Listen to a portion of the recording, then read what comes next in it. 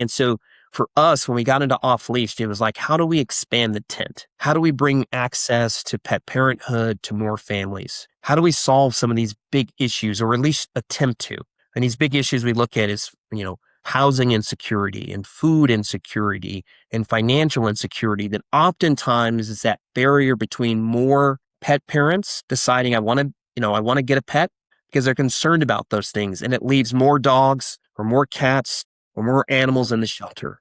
And we say, listen, I think we could do something about that. I think we can be a part of that solution because we know of all the benefits, right? We know that when pets are involved in your life, people live longer, they're happier, they're less stress. There's all of these health benefits that really have a higher impact on certain communities as well that are oftentimes economically underserviced in those areas, that if pets could be that linchpin that say more pets equals more happiness, equals better communities and better connection, then we could be really doing something here transformational, right?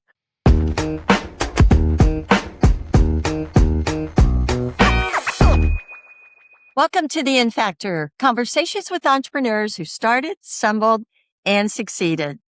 I'm your host, Dr. Rebecca White, and I'm really pleased that you decided to join me for today's conversation. This is a really, really special one. I know I was inspired by the conversation, and it's partly because of the creativity and innovation and the power of purpose that I heard through this conversation.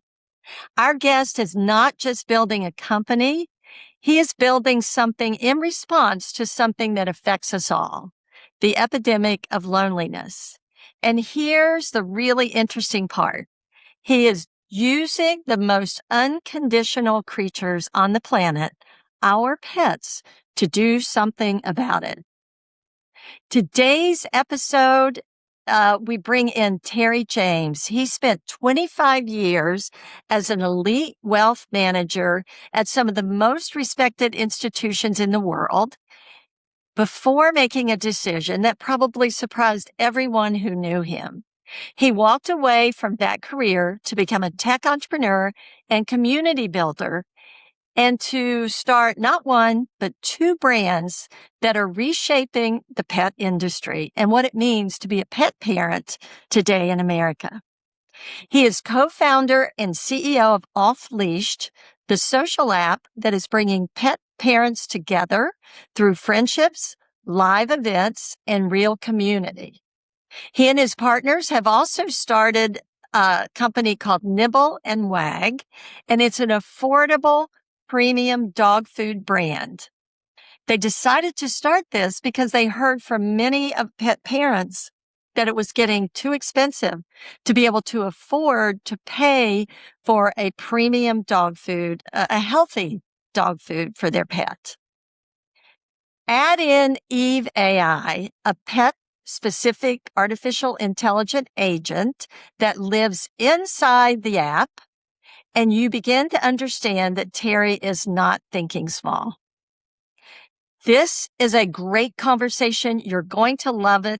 It's about purpose-driven entrepreneurship, about listening deeply to a community before building a product by going all in, and about the power of hard work. I'm so excited for you to share in his powerful story with me today. So let's listen in to this conversation with Terry James.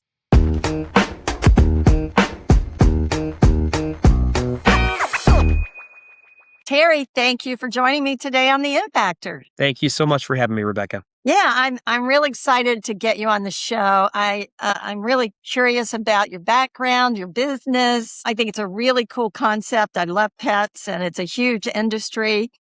But let's get started so our listeners know exactly what you do. So let's start at the beginning. Tell us a little bit about Offleash'd and your business concept. I know you've got multiple brands going. So in a nutshell, what do you do as an entrepreneur? Thank you so much. Yeah, so I'm an avid pet person myself. So a few years back, we had this idea that could we figure out a way to help people connect through their love of pets. So we started this social app called Offleash'd that really focuses on just that, right? Helping people connect at the very core level with pets as a driving force. So whether you're looking to make new friends, find love, join a community, or go to live events, that's what Offleash is all about. So we originally launched in Seattle, Washington, moved down to California in the Los Angeles area in 2024, and then launched in San Diego in 2025. And we really now are in about 42 states and about 66 cities. So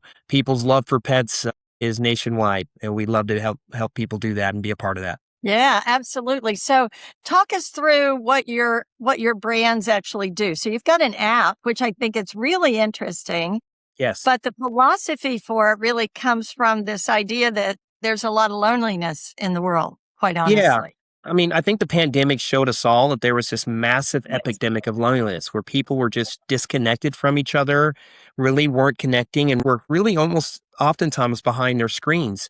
But we saw with the pandemic is that people had this escalation, if you will, of pet ownership, right? And people were looking to find that companionship through their pets. And really this evolution of how pets kind of fit into our lives. They're no longer just like a pet ownership relationship. It's more of a family member. And that humanization of pets has really taken hold, where they're a core function of what we do and how we function on a daily part of our lives. But the need for that authentic human connection still remained, right? People still needed to find ways to search for commonality. And what you find, domestically, there's about 300 million plus people that are on social apps trying to find some ways to connect with people, whether that be for love, whether they be for friendship, whether that be for some kind of shared commonality. And the average person spends about 8 months, 4,000 swipes or opportunities to find a match or connection to find someone. And we said, listen, there was nothing in the marketplace that focused on helping people connect through pets, because pets have this unique way of bringing people together so holistically and authentically. You might go to a dog park and never have a conversation with someone that maybe you normally would never talk to. But that dog and that pet is that instant commonality, because what's shared across lines, no matter where you're from, especially if you're a pet person, you all want the same things. You want your pet to be happy. You want them to be healthy. You know the unconditional love that they provide. And then there's this unique way that pets bring us together. I always like to say that pets don't see race, they don't see socioeconomic background. All they do is love, right? And so we felt if we could bring more of that into the world and more of this opportunity to find community and connection, that we could really build something. And people who have found our platform and have found our social app feel the same way, right? They're searching for that connection, searching for that community on a very hyper localized way. And Off Leash provides them that platform to be able to do so. So I love this, because I know even from my neighborhood, if I'm out walking and Yes, somebody's walking their dog, I can't not stop. I have to stop absolutely. and talk to the dog, which then means I often talk to the dog owner, of Right. course. We have this running joke that oftentimes people will know the dogs' names in their community and not the parents' names sometimes, right? Because we're out there, oh, this is Bubbles or Solo or Bean or whatever that may be. And we know the pets' names, and then it takes us a little time to know the pet parent's name. But it's a real way of just finding that connection and commonality, even if it's for a few minutes. They give us this opportunity to just find this sense of connection, this sense of community, and we Yeah, felt it was super important to help people connect along those lines. I love it. I love it. So you must have a couple of really good connection stories that keep you going. Do you have you don't have to share names or anything, but do you have Yeah. one or two that you share? I mean, I think authentically, we've found people that are in our community that said they found their best friends, right? They found their network. And sometimes, listen, love matches don't always happen on our app, of course, and friendships don't always happen. But what normally happens is that the pets have this way of finding each other, right? So even if maybe the people aren't a match, oftentimes the pets are, and it makes it really easy. So every time someone is making a connection or building a new community or finding a play group or finding their person, pets make it very easy for us to do that, right? So one of the biggest things that we focus on, it's not just about the app, it's about getting in person with other people that have this shared commonality with you, right? So if we host an event, what you'll find is maybe 50, 75, 100 people will show up with their pets, and you have all these people making new friends, right? Whether it's a mini Schnauzer group or a Rottweiler group or what have you, people that have that shared passion, and then they'll show up at an event and they'll have a whole new friend of communities. I think it's just as important for people to connect online. We want to make people easy to do that and to find each other, but then to get from behind the screen and actually meet each other in person, because that authentic human connection is so, so important. And that's what we focus on with our platform. Yeah, and it's not anything I had to deal with when I was young, and maybe you as well. But you live in a world now where that technology connection is taking over and taking the place of in person, and Yes. it just feels so different. So if I come on your app and I'm looking around, it's kind of like it's localized, right, for my It's community. hyper localized. Yes. So you can Okay. set your location settings to be within the 50 miles of you. So you get on, you build a profile for you and your pet. So your pet's got their own pet wall, you post funny photos and all those things, and you tell us about your pet. And then that's when the algorithm goes to work, right? So it's trying to authentically connect you with people that are going to be a match for you, right? Similar compatibility of interests, like if you're an avid hiker, you go on dog walks or whatever that may be, that you find people that are like yourself and compatible pets as well. That's how we got our global patent on our matchmaking algorithm that says we're taking into account not only human traits, but that those traits of the pet as well, to make sure that you have a good and authentic connection. And then once you're matched and connected with someone, right, you have an opportunity through the app of getting on a live virtual call just like this, where we can talk, we can have yappy hours, we can do all those kind of fun things to get to know each other, and then find a way to meet in person, right? And so even though most of our events right now are on the West Coast, our goal with, we're in a capital raise right now. So our goal with this raise is so that we can have physical boots on the ground in more cities across the country, right? We want to be hosting events in all the major cities where you have lots of pet parents. You have a lot of people that are going to be in that age demographic of who the new pet parents are, and give them opportunities to connect with each other. That's very cool. I'm looking at you now, and I'm guessing at your office, you've got grind, execution, and hustle behind you, right? Yes, yes. And Absolutely. these are some photos of people that are actually come to our events, right? Well, that's Real awesome. people with their pets, actually enjoying each other, enjoying the space in real life. That's very cool. So those verbs behind you, grind, execution, and hustle. You didn't start out as an entrepreneur, right? You started out on Wall Street. Is that right? Or maybe you were an entrepreneur as a kid and then found your way to Wall Street. So let's talk about that. Where does Terry James come from, and what was the path to being an entrepreneur? So my father was an entrepreneur. He owned a small janitorial company in Las Vegas, Nevada. My mother was a school teacher, right? So they always made you believe that anything was possible in terms of that. So when, going to college and getting out of college, I got an opportunity to work for Morgan Stanley as a registered investment advisor and financial advisor. I had a team and went to UBS Werber. And so when you think about planning, it's for most people, it's their single biggest asset. And I got an opportunity to learn about all the things, you don't get necessarily exposed to as a kid coming from my neighborhood. But what that did is that it gave me a passion that I could do more, and I could do certain things that I could help, different communities and different people differently. So I left the the wealth management world, and started a mortgage company. My company was called Care Lending. We built a pretty big firm there that was kind of all over the Seattle area. I sold my company and then got into the larger real estate world. What our focus on with our mortgage company is that we knew that we were giving people the single biggest liability they would ever have, tied to their single biggest asset for most people was their home. And we knew that we could focus on bringing access and opportunity to more communities. So that's what we focused on. And I brought a lot of people in from the non-traditional, mortgage backgrounds, right? People that were wealth managers like myself, people that were CPAs, people that were attorneys, people that were estate planners, because I felt that we needed to change our approach and our way that we looked at liability management from a mortgage side. I left that and got into the traditional real estate business, and continued to build a business there, and eventually started a construction and development company, and started to build homes and developments and communities in some of the areas that sometimes were underserved, underserved communities and those types of things, and really tried to build affordable housing throughout the Seattle area.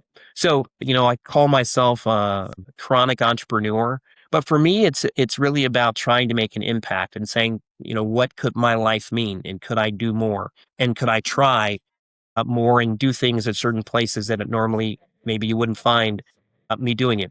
And that's kind of what got me into the pet business, right? In the same kind of path, for me, I feel like everything is built upon each other, from wealth management to mortgage lending to real estate and real estate investment and development and construction. It's created this well-rounded, deep understanding of business, of people, of connection, of need, and then being able to say, what could we do next? And for me, I've always wanted to have, though I've been super passionate about real estate and the wealth management side of the world, really my core passion is about people and bringing people together, whatever that may be. But for me, I love pets. And I remember my business partner, my COO, Jeff Brown, we had this conversation and he was talking about why are you so passionate about pets? What is it about this that made you do something different?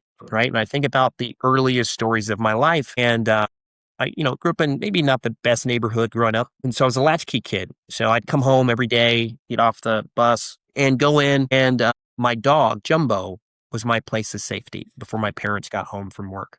And so I'd walk in and my little half Maltese, half terrier dog with his little pink nose would come running to me. And, we'd sit there, put some food on and watch cartoons until my family got home. But he was my place of respite.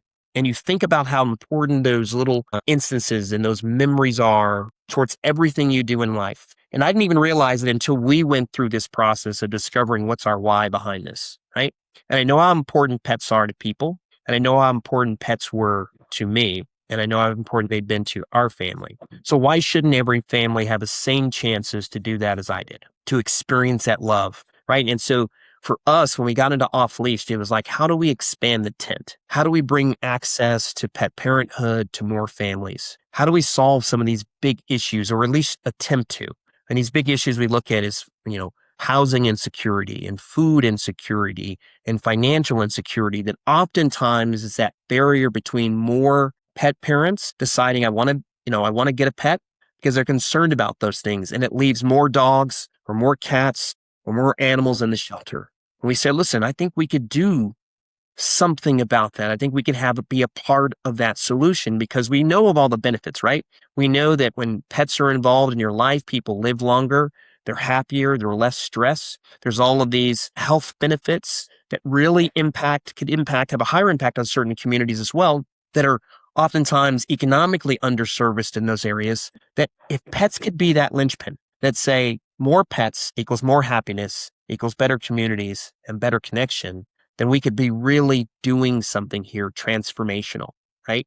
And so that's how I look at it. And that's why this is so important to me and it's so important to our brand and really kind of drives the mission behind everything that we do. I love that. And, I know, this is designed for pet owners, but what if I am not a pet owner or I feel like I can't afford a pet? Do you have help for me? Absolutely.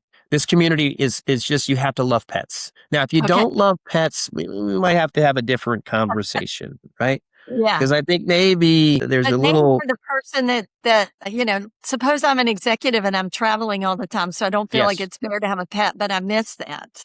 Is there yes, a you way missed I that. can?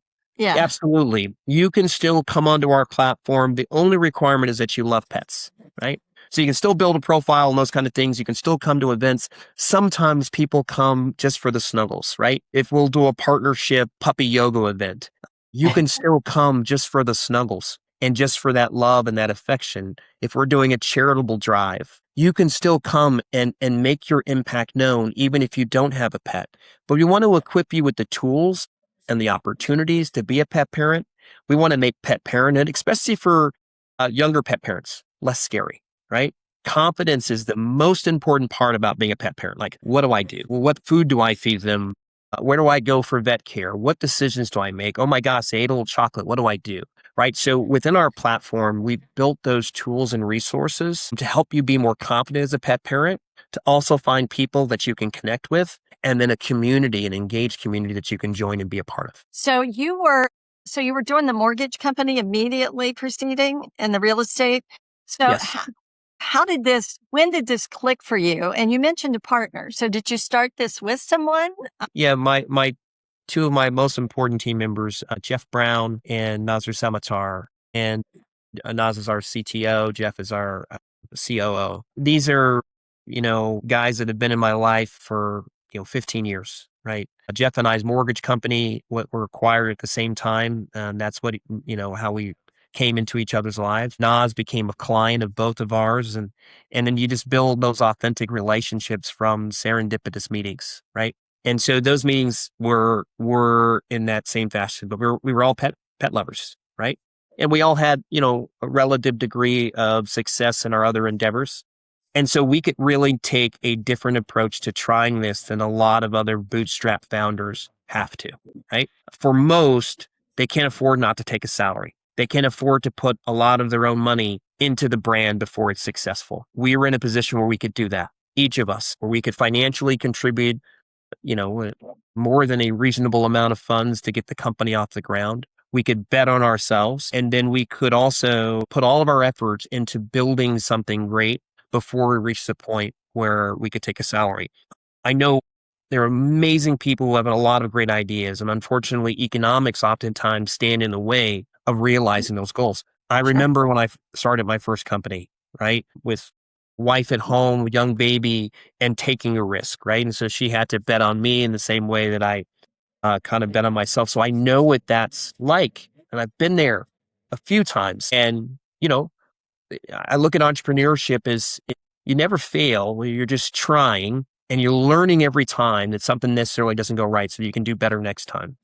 Even in wealth management, you're still self-employed, right? Because you're managing clients. You have to go out and acquire new clients that trust you to manage their money and to build their portfolios and to manage their retirement assets. So it's no different. You may be working for a larger firm, but in a sense, you still are your own independent brand. So for how I look at myself, I've always been self-employed for my entire professional career. I can't think of a time where I haven't been in that position, right? Where even as a wealth manager, managing your own book of clients, to the mortgage side, to the real estate company, and then ultimately to building and developing houses, you're still an entrepreneur. And so I come at it with that mindset and that thinking of what would I want? How would I want to be treated? How would I want, my needs to be met? So when we thought about this company and Offleash'd in particular, we really understood that the needs of pet parents weren't just a very singular thing, right? So our tip of the spear may have started as a matchmaking app because that was an easily digestible form for people to connect with, right? Find love through pets. Very simple. People could get it. People can understand it. But that was just so that we could get people to understand that there was a connection opportunity that existed through pets. But there was so much more that we know the needs of a pet parent are, right? From buying the right food to apparel to vet care to advice to information, all these things to training and coaching, all this stuff. It's overwhelming sometimes. Being a pet parent is the same as, similar, not the same, similar to being a parent of a human child. And right now, pet parents outpace human parents. It's like 40 million of parents of human children to, 84 million pet parents, households. Wow. And so these are households with kids and households with pets, right? Is that in the US? That's domestically here in the US. Yes. Twice So as when many. you think about that, they're an intangible part of our everyday lives. So building this, we knew we needed to build something that wasn't just a singular thing to solve a singular problem. Technology helps us do more things for more people more efficiently. And so, Naz, used to be the former head of engineering for Amazon and Rover. So, when you think about it from that perspective, thinking about from an e-commerce perspective and from a technological perspective of where our economies are going, his insights have been critical to helping us navigate this. And Jeff and I come from the business and, that kind of background. So we brought all of these skill sets together to say, let's build something great. Let's build something that is audacious, as one person called it, of what we're trying to build. But we believe that this is a company that needs to exist and can be transformational in people's lives. And we've seen that every day, right? And new people joining our platform because they're doing it organically. right? We only advertise on the West Coast, but every place I'll fly, I'll open up the app and there'll be new people in the community that have joined trying to find something that's missing from their lives. So let me ask you, I had an experience with a business partner that was less than ideal. And I can look back on it now and see some of the challenges, but what do you think are the top priorities if you're going to start a business with somebody else? Because a lot of businesses don't make it because of, talking about relationships, because of the partnership. Yeah. Listen, I think we've all gone through those things where we've had partnerships that didn't work out. Not from ill intent from either partner. It just didn't work out, right? I have searched for most of my professional career to find an opportunity like this, where you have people equally yoked in terms of the same mindset, the same goals, the same ideals, where the people are first, everything else becomes secondary, right? Jeff, Nas, and myself, neither one of us had to do this. It's a choice we're making, right? We all were doing other endeavors that were moderately successful. So we didn't have to make the choice to do this. So when you have people that are committed at that level, that believe in the vision, that believe in the passion, the people you attract are amazing, right? Our head of product is over in Europe, Drazen, and he's been with us as a foundational piece throughout the building of this company. That kind of commitment, right, is what you need.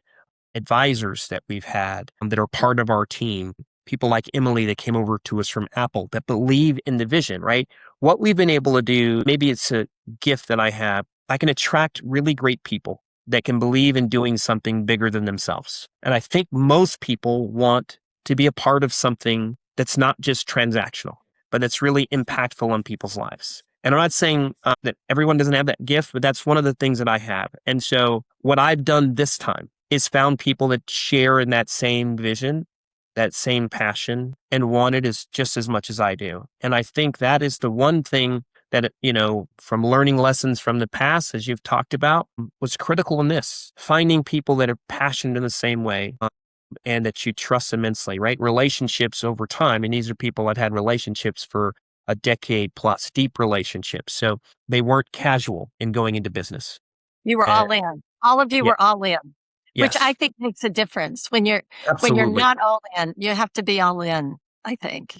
I agree. Yeah, that's really cool. So let's talk about building your company. What you talked about learning and Mhm. how you're always learning. And I Yep. love that analogy. I think about that too. And I think about every entrepreneurial venture as an experiment Hmm. with a lot of assumptions. So what Yes. were some assumptions that you made going into this that you disproved along the way? Sounds like you've had a lot that have been proven out, which is awesome. But what did you expect going into this, even with all of your experience in wealth Sure. management, finance, and business? And, you came into it very prepared and you've got a great mindset. I can tell by what you got behind you. You work hard, grind, execution, and hustle. So what were the assumptions, or what was one or two assumptions that you made that haven't played out? I will tell you, this is the hardest thing I've ever done, and that's being as transparent as I can be. Uh, every business we've done is hard, of course. Any entrepreneur, I have the utmost respect because I know what it takes, right? There is no hours. It is you are on always, There's no shortcut, right? right? And especially when you have staff and those kind of things, people that depend upon you to be the best version of yourself every day. There's a large responsibility to that, right? I take that responsibility the same as being a husband, the same as being a father, the same as being a leader that people follow that have joined me in various endeavors in different companies, right? People that have been with me for a long time, right? Real estate and construction company. I mean, my longest tenured guy, Russ Cheney, has been with me for 17 years. So when you think about that longevity is important. And I think you've got to earn that trust and commitment. But this business is the pace at which everything changes. I didn't come from the tech world. I came from a business world, right? But in technology, things are changing overnight, right? So everything was for me in this space. And then you put the pet industry on top of that. Okay. So because we're kind of a hybrid of both, right? Where at our core, we're a tech company, but we're in the business of pets, right? So we're bringing a very unique cross section and intersection into the pet space. One, pet space historically is a very traditional core business and marketplace, right? So we're bringing new, fresh ideas is pushing the envelope quite a bit, right? So it's finding ways to navigate a space and then trying to change it as quickly from within in a space that moves historically slower than other spaces to respond, right? Because there's been a very, traditional way we do things, or the things have been done in the pet space that, in my opinion, have to change and no longer work because the pet economy and who's going to be leading that pet economy in the coming years has already changed, right? Millennials and Gen Z and Gen X are now 74% of pet parents. So So when you look at that, when you the say way in it's which they changed, communicate and operate is different. what are the big changes that you've seen in the pet industry, or Uh, what's changing a lot? Is it? I know it's growing numbers is one, yes, and the use of technology, which I think you've captured. I'm thinking of Chewy, for example, that has jumped yes. in, I was captured a actually just on a call with them right before this. It's funny. huge brand, right? So what's changed the most in the I pet? I would say I would say three things. One, your pet parent is changing, right? It's younger, it's more diverse than ever before, and the way in which they operate, make buying decisions, communicate, connect is different fundamentally than ever before, right? They're not going into the vet as often, or they're using different things from a technological standpoint than before. Uh, they're not your traditional box store buyer as much anymore, right? So where in the past and traditional buying habits of different generations may have gone into the store to buy their bags of food, they're more health conscious and focus of those kind of things of healthy options for their pet, which are very different, and cost conscious, and all these things are very different than before, right? So we're kind of in this, if I don't mean to digress, but this kind of K-shaped economy when you look at the pet industry, right? So on one side, you have an industry that is stagnant or going like this because either people are aging out, their buying habits are different, their pets are getting older. So you have an aging pet population, which is going to change the dynamics. And then you have this younger generation now that has to drive change in the industry, coupled with those that maybe have a little bit more affluence and resources who are buying premium products as well, right? So you have two very different realities. And that's what's happening in the economy. And so you have an industry that's also right at this precipice of trying to decide which way do we go? Well, our core business has been here and we want to stay beholden to our core business. But if we stay here too long, the market's going to move away from us, right? So for us, we're like the new thing in the space, The new kid on the block. the new kid on the block that's trying to drive the industry in a completely different direction, right?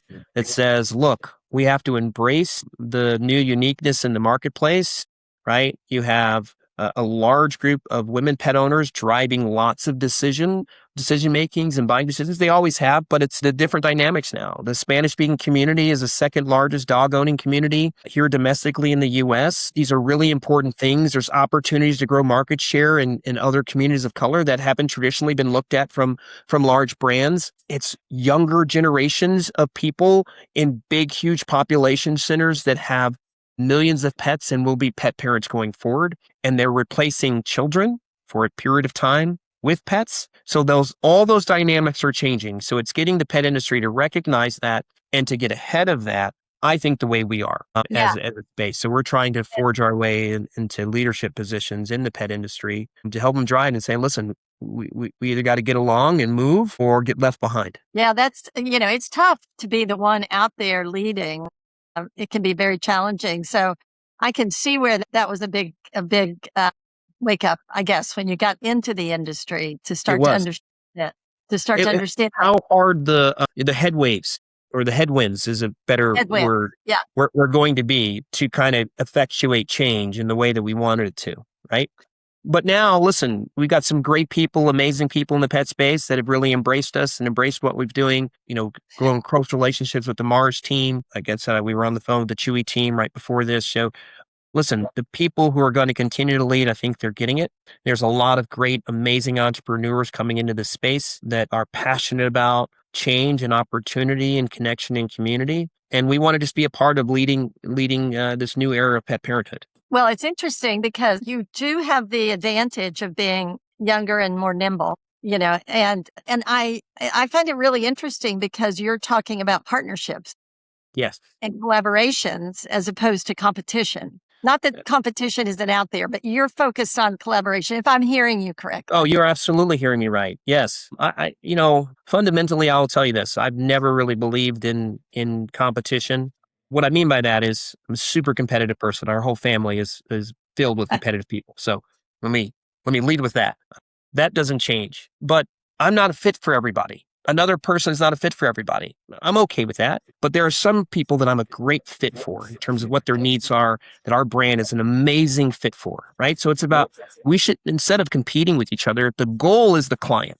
The goal is the customer. The goal is the member. The goal is the pet. And if they drive our decisions, everything else becomes secondary, right? This is our new brand, Nibble and Wag, right? We came out with a new pet food line for a simple reason, not to compete with everybody else, but to provide younger pet parents, well, actually all pet parents, an opportunity to have affordable, healthy pet food. And So everyone you can want to have access. fill in a gap that nobody else is really addressing, right? In that Yes, space. let's fill some needs. There was no one addressing the opportunity for connection and community. Let's solve that. But the needs of pet parents are multitude.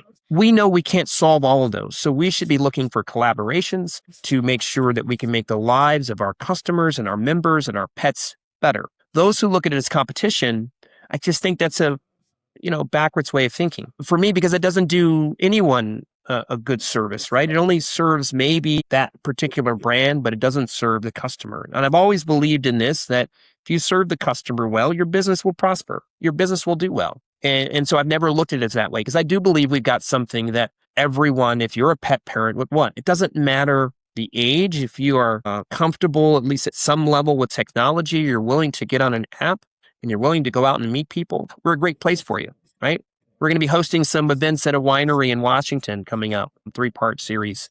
We'll do a mixer. We're going to do a trivia night. We're going to do a photography and adoption night. These are for people for all ages. If you like wine and you like live music and you like to bring your pet out and have some amazing events, those are for people of all ages. It's I'll have to important find for out people about to that. connect and get together. That's I'll have important. to find out about that because we're going to be out in Washington in about a month. So, and probably You tell me the dates. I'd love to invite you out. yeah, it'd be fun to check that out. So I love this approach. It is a huge industry, huge opportunity, but I going agree. into it, identify the gaps. I think every entrepreneur can learn from that and thinking more collaboratively and competing against yourself. Yes. I think is part of the mindset. So you've built this company and you've got a good technology officer because you definitely have a technology component. But one of the biggest challenges with this kind of a business is actually marketing, I think, and branding. And so talk to me about that. I know a lot of entrepreneurs are out there thinking, I want to scale my business, but to do it, people have to know I'm here. And Great that question. takes a lot of money or It's a great. something very creative. So, what kind of advice do you give around that? And what have you all done? What's worked, hasn't worked? Anything you want to add about? Yeah. Oh my gosh, that's a super important topic, and you're absolutely right. Right. Listen, some ideas you're going to come up with, people aren't going to believe in right away. You have to prove it to them, right? So similar with Offleash'd, right? We're going to build a social app. How are you going to monetize it? How are people going to come onto the platform? Is this something of need, right? So we focused initially on building the community first and doing that through social means, right? These are, social platform, Facebook and Instagram and TikTok and some of these places, right? Because when people can see themselves as part of the story, they'll want to be a part of the story. And that's the most important. I think with any brand, whatever you're building, if you can make your potential customers see themselves as part of that journey and part of that mission, they're going to be more engaged and more invested in that process, right? And listen, from early adopters and pet influencers and those kind of things that really believed with what we're trying to do, they've been so impactful to us, right? We've been overwhelmed by the support of people that are pet people in the community that normally, listen, they charge large expenses, but have come to us and have been, oftentimes providing their services for free and just wanting to tell people about the app because they believe in it that much. They believe in that, hey, this needs to exist and they want to be a part of that. So I think that's important, right? If you have your Lone Star, your big mission that you're trying to reach, and you're confident in telling people about that and getting people to believe in that and then talk about it and go out and do it. Yes, it is a big investment, right? Before we raised money from anybody else, Jeff and I put in collectively about 350,000 of our own money in to betting on this idea and betting on ourselves with this, right? Because that was critically important.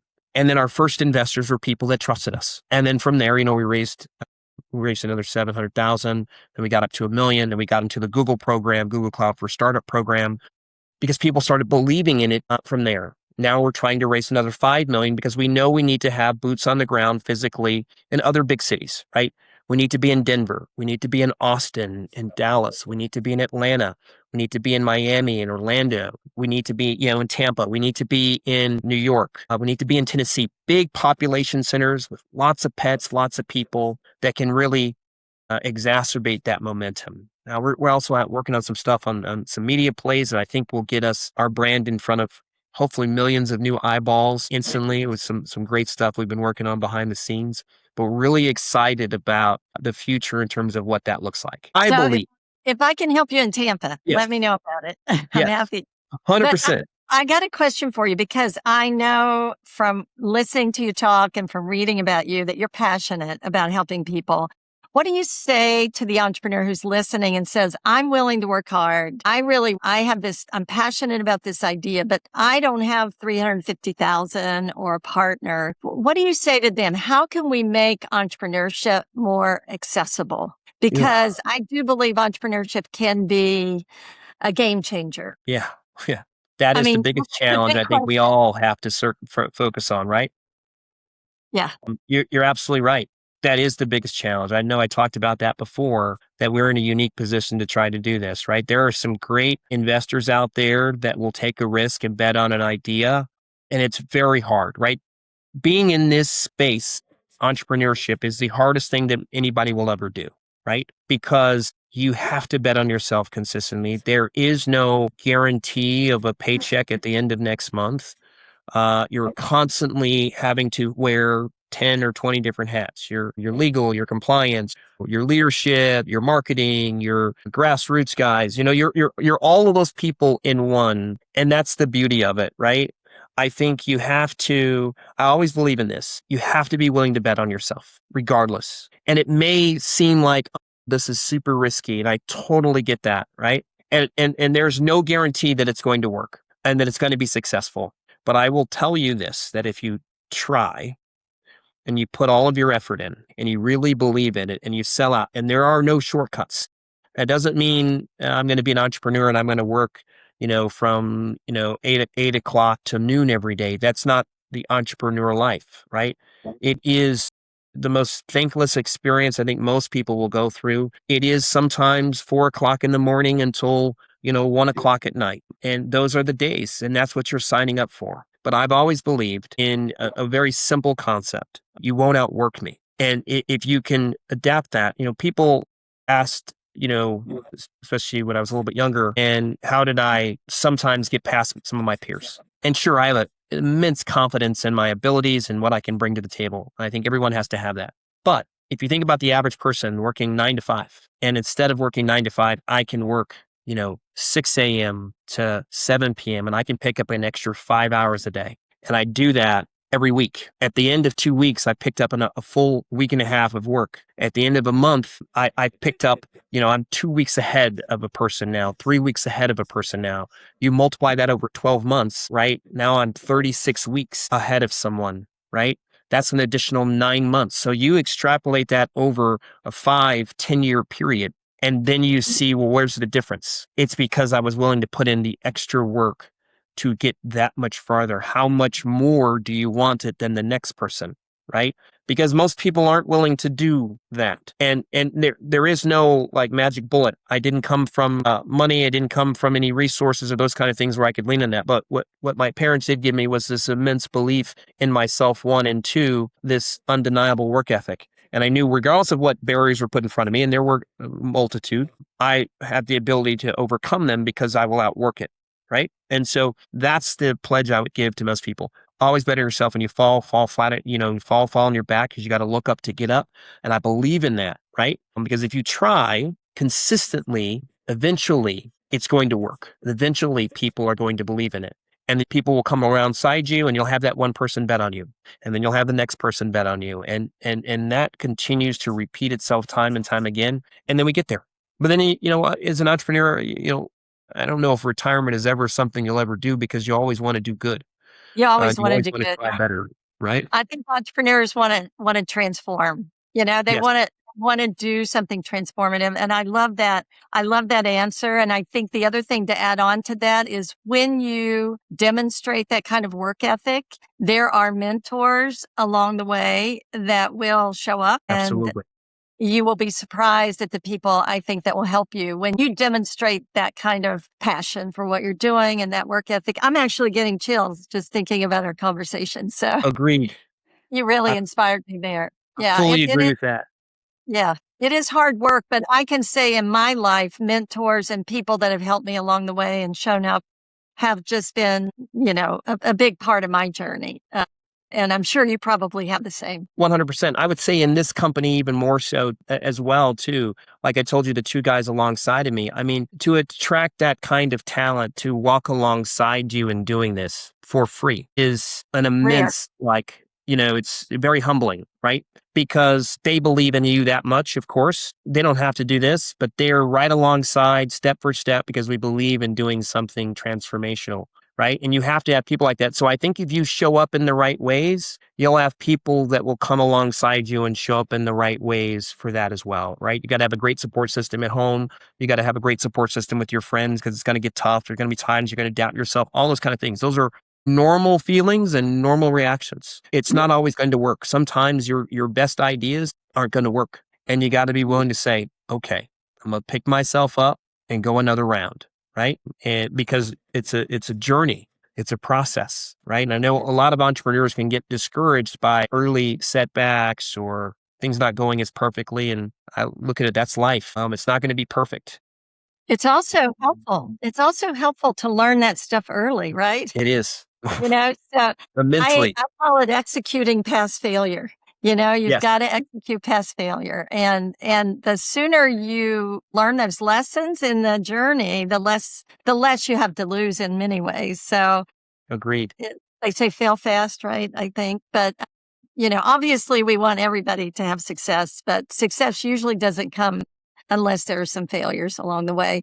I have loved this conversation. I could keep talking for a long time. I know you've got Thank your you so dog much. food brand and you've got your app, and I think you're using AI, which we didn't even get into. But yeah, what does your AI do in your app? We got early invited into the Google Cloud for Startup program. And with that, we were able to build our Eve AI, which is essentially like a chat GPT, but it was only trained in pet related information, right? So when you get into the app, you can start using Eve, and Eve has a very personal relationship with you and your journey as a pet parent. Right. So it's going to know about you and your pet. It's very curated experience. So if you're going to the vet or your dog's eating chocolate or it has it's gnawing, biting at its paws or something like that, it's going to be able to give you direct answers about you and your pet, right? It's also going to be able to give you advice about the local dog parks or pet-friendly restaurants or anything that you need that's hyper-local into your area.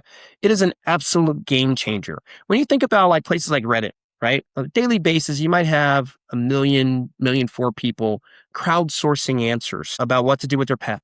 We said, listen, we want to equip people with the tools and resources to give you the right answers. And listen, chat and cloud and all these tools are amazing, but it knows a lot about a lot of different things. Our LLM has only been trained with pet related information, right? So you can only ask it about pet related items. So it's deeper, its knowledge base is broader to help you be a better pet parent, right? So when we talk about this epidemic of loneliness as well as confidence, those are the two big things we're solving for with technology. But our food brand, Nibble and Wag, came out of our conversations and communications with our members and them telling us that, especially our younger pet parents, Their biggest concern was, I want to feed my dog healthy, but I can't afford some of these other amazing brands, right? There's some great brands out there, Just Food for Dogs and Farmers Only. They're all amazing brands. They're all trying to do and give people good food.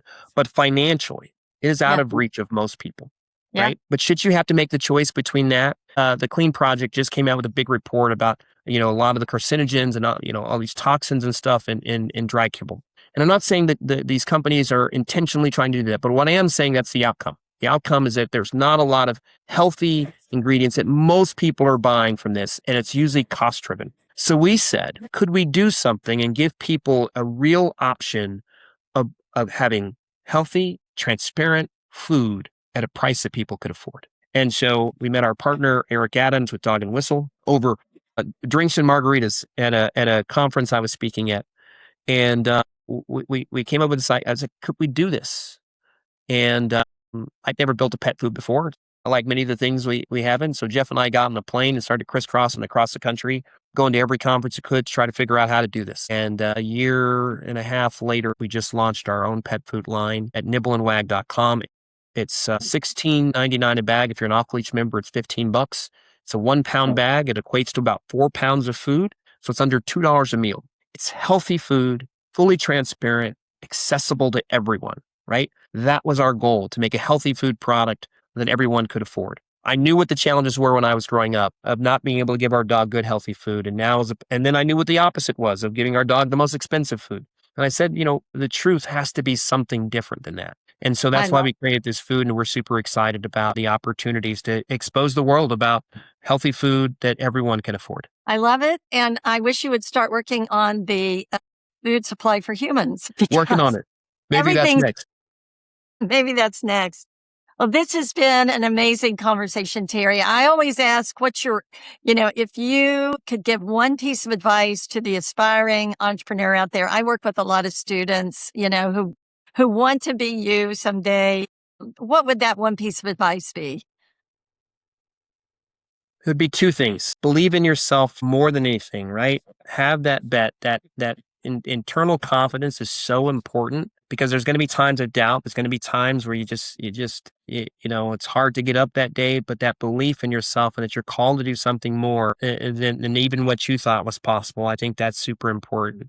And the second, which I think is super important, is you never know who's watching. You never know who's watching. I was touched by this story. A new friend of mine, his name is Pietro. He has a company out of Canada called FairVet. I'd never met him before, but he saw me in, I think, GeekWire.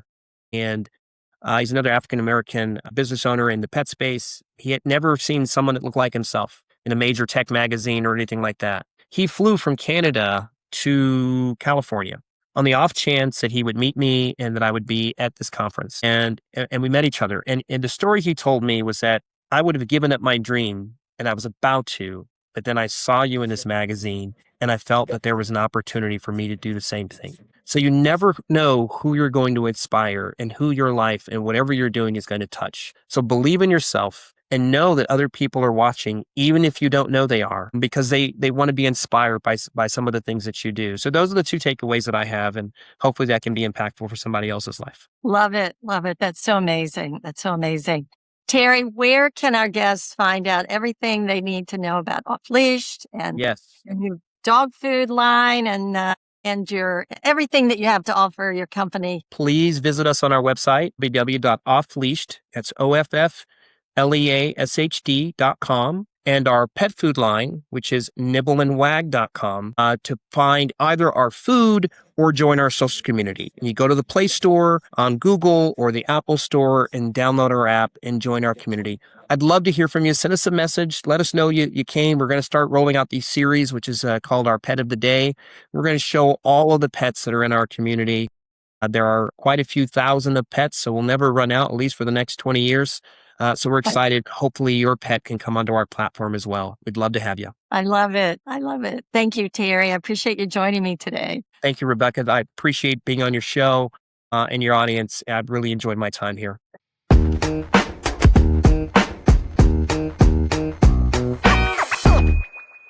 This has been an amazing conversation with Terry James, and I hope you found it as inspiring as I did. The fact that he was able to bring together our pets and community to solve a problem like loneliness and then move into providing affordable pet dog food is just, I find it really amazing and incredible. For our listeners, I want you to take away this idea. Terry heard the same complaint from pet parents again and again. I want better food, but I can't afford it. And instead of nodding and moving on, he built a brand. That is what entrepreneurs do. They hear what others hear and see what others miss, and they look for the gaps in the market to address. If today's episode inspired you, please do me a favor. Subscribe to The N Factor on Apple Podcasts, Spotify, or wherever you listen. And if you have a minute, leave us a review.